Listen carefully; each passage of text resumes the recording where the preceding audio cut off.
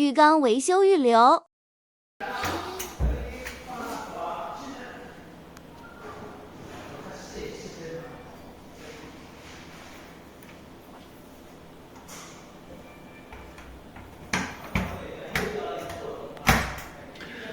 这个是我们一个项目，然后我在验收浴缸的预埋孔、维修的预埋孔，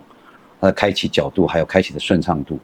那这个配件是比较新发现的，那它的展臂可以拉得比较宽，更方便后期的维修。装修不要只看效果，毕竟长达10几20年要使用的，所有可以预留维修的地方，尽可能到思考到位，然后这些小钱不要省，以后10几年好维修你就知道了。